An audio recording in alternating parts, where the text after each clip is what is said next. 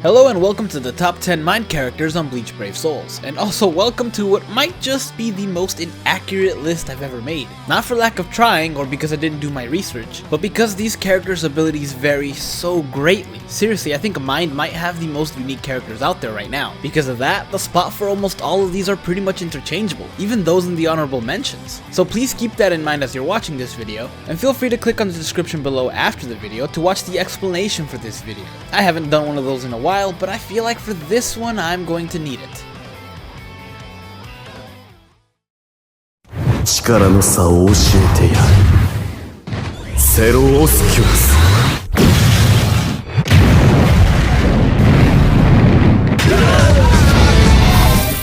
Starting off the list at number 10, we have a character that's about a year old at this point, but is still very much usable. The Mind version of Rukia. Now this guy is fairly common since he's been in a lot of fillers lately, but that doesn't mean he isn't great. He still has a really high SP, as well as Frenzy, and his moveset is pretty much built for PvE, as his Strong Attack 1 hits multiple times while pushing enemies away from him. His Strong Attack 2 is a crawling vortex move, excellent for guild quests and for just overall control, and his Strong Attack 3 is a charge move.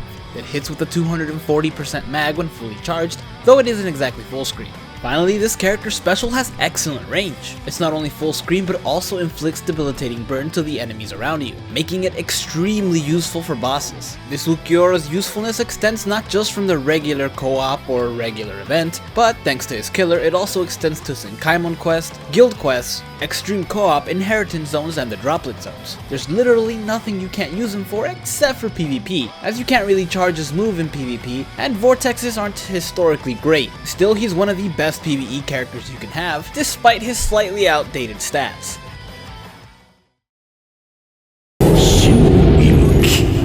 Respira.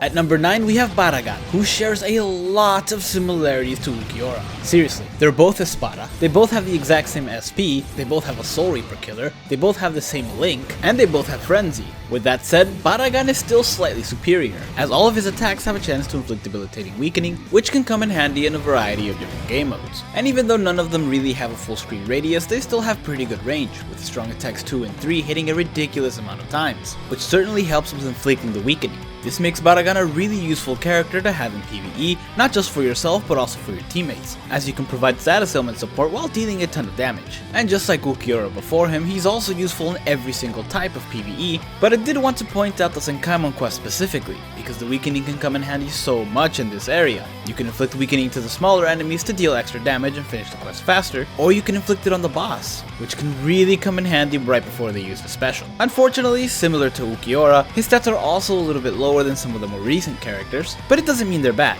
It's actually still pretty high. その力の名前はね、挽回だよ。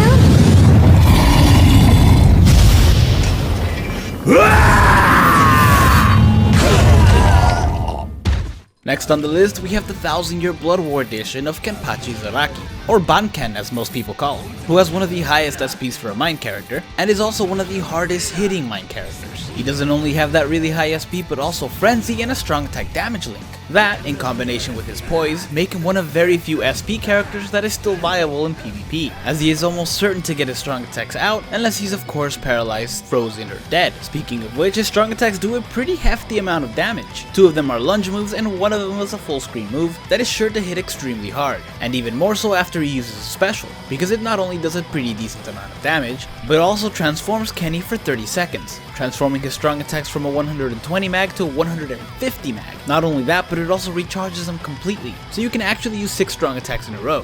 It's a feature that doesn't really come in handy in PvP, as he typically doesn't live long enough to do it, but it's another story in PvE, where you can really take advantage of this ability to take care of enemies quickly. Now unfortunately, he does have a major flaw in that he doesn't have Sprinter, making it really hard to dodge enemies' attacks, and really slow to actually finish a quest. Still, he is incredibly powerful and a really fun character to use.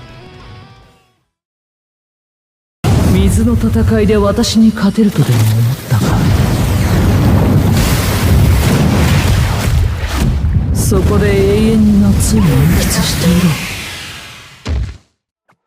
ろ。Next on the list, we have Swimsuit Halibel, who unfortunately escaped me. She not only has a really high SP, but also Frenzy, and a strong attack recharge link that if stacked can allow her to use her strong attacks twice as often. This is particularly useful because her strong attack 3 happens to be a charge move that if fully charged, hits with a 240% mag. It may not be full screen, but it's still an extremely hard hit, and if built correctly, can hit with the power of a regular special. Her other 2 strong attacks are also pretty good. They have a decent range and are pretty quick to activate. And finally there's her special, that not only hits pretty hard and is full screen, but also inflicts attack reduction. Halibel is also completely immune to freezing, which can come in handy in a variety of different PvE modes. Speaking of which, she's pretty much good in all of them, and aside from a lack of a full screen strong attack, she doesn't really have a weakness.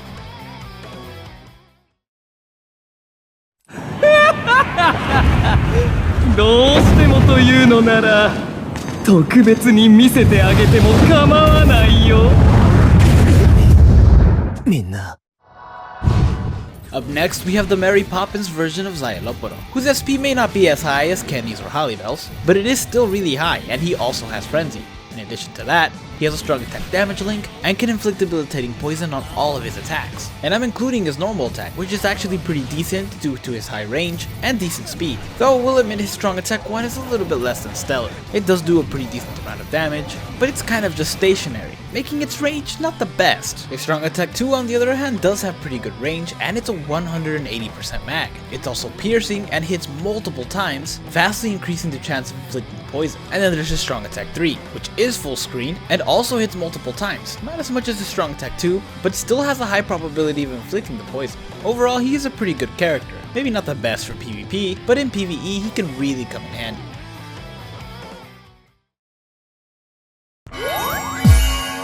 Jingle bell, jingle bell, hoo hoo hoo hoo hoo. 月の明かりでチャッピーが舞うのだ! Next up, we have Rukia Kuchiki, Christmas Edition, who in addition to having an awesome special that I never get tired of, is actually a really useful character to have. She not only has a really high SP as well as Frenzy, but she also has a pretty useful link, which states that as long as she has full health, all of her attacks will do 20% more damage. Now I get how this has the possibility to be a double-edged sword. After all, if she even loses 1 HP, she will quickly lose that 20%. But, lucky for her, she has a strong attack too, which is a barrier move. Not only does damage, but also puts 3 barriers around her and 1 around all of her teammates, making her a team player and helping prevent a drop in stamina. Not only that, but aside from that strong attack, all of her other moves have a chance to inflict debilitating freezing, which can come in handy in any situation, including PvP. This Rukia also has a Soul Reaper killer, which is the best killer to have right now, and makes her good in almost everything you put her in, from a regular co-op event to the extreme co-op, all the way down to Senkaimon in the guild quest, even PvP actually. Though she's not exactly top tier there. Still, she's a very useful character to have, and that's why she made it this high up on the list.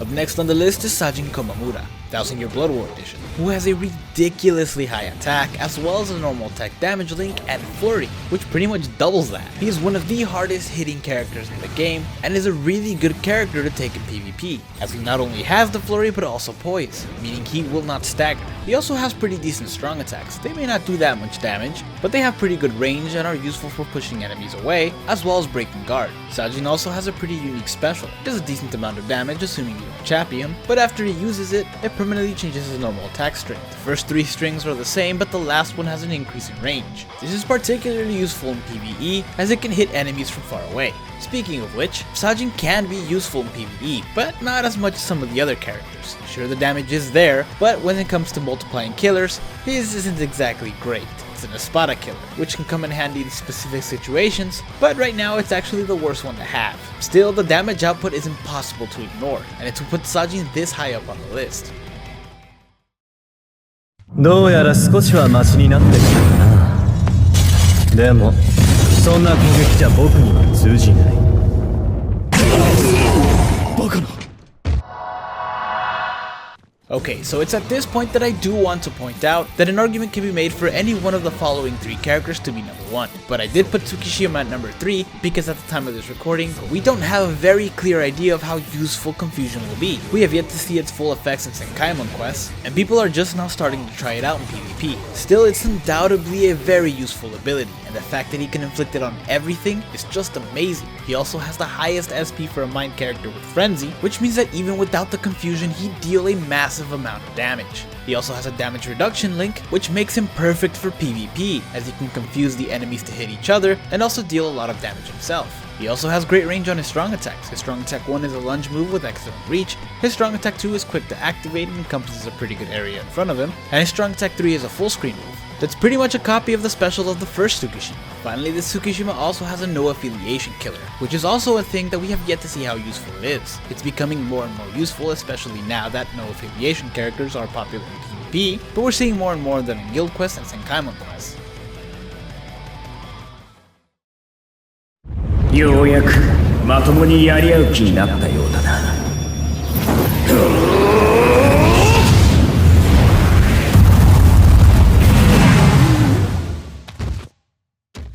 Next up, we have White Xingetsu, who is personally one of my favorite characters in the game, and he's the absolute best example of how to make a Nat character that doesn't have flurry. Seriously, this guy is pretty perfect. He has a really high attack as well as a Nat link, and a plus 50 bruiser. His normal attack is actually really fast and has really good range. That alone would make him a really good Nat character, but it doesn't end there. You see, this character also has a chance to inflict debilitating weakening on all of his strong attacks, and they're really good strong attacks, from his strong attack 1 being a lunge move that encompasses a pretty good area, his strong attack 2 is a vortex move that surrounds him, acting as a shield, and highly increasing the chance to inflict debilitating weakening on the enemies around him, and his strong attack 3 is a hybrid vortex move that, in addition to serving the purpose of inflicting weakening, also puts all the enemies in one spot, putting him in the perfect position to be hit with a normal attack shortly after. Now, unfortunately, his special doesn't inflict the weakening, but it does inflict defense reduction, which allows White Xingetsu to deal a lot more damage with his follow-up attacks. Combine all this with the best killer in the game, and you have one of the best normal attacking characters to ever hit the game. Now, before I show you guys number 1, here are a few honorable mentions that, unlike other lists, could actually be swapped out with a lot of the characters that you just saw on this list, and some of them were even in the rough draft of this list. The Almighty は未来を改変する力だ。さあ、絶望してくれるなよ。これで指名だ。てめえの相手をしてる暇はねえ。はっ！邪魔はさせない。蒼天に座て氷輪丸。あらゆる手を尽くしてあなたを守ると誓いましょう。さあ、行きますよ。倒れろ、魚で。ようこそ逆さまの世界へ。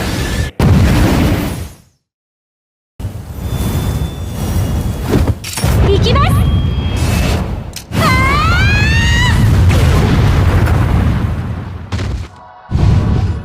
Okay, now at this point, I would imagine that a lot of people probably left the video or are currently typing how could I possibly put Momo at number 1. And I totally get it. She's not exactly a popular character both in-game and in the show. But to those of you insulting me in the comments right now, consider this. What if this was just Yama with a heal move? It's essentially what this is. Momo has debilitating burn on everything except for strong attack 2, which is a heal move, which already comes in handy a lot considering she has a strong attack recharge link, and if she's static, she can pretty much cut the recharge time in half, being able to heal the entire team for 20% every 15 seconds. You guys remember when you loved that part about Retsu? Also, she has debilitating burn on all of her strong attacks with a really high SP and frenzy. This can come in handy in a variety of different situations, and effectively makes her really good in any PvE, regardless of what it is, because even if the enemies can block ranged attacks, she can still burn them to death. And the fact that she has a recharge link increases the possibility of inflicting the burn, because you can use your strong attacks a lot quicker. Finally, there's Momo's Arankar killer, which isn't as useful as having a Soul Reaper killer, but it is the second best killer to have, and it's why I ended up putting Momo at number 1, regardless of what the 1s and 0s made this character look like. Thank you guys so much for watching. If you enjoyed this video, hit like and subscribe to the channel, and stay tuned for the next top 10 list. Also, if you have a problem with this top 10 list, be sure to click on the link in the description below, as I do have another video kind of explaining my thought process for these characters, and the actual complexity of the main characters.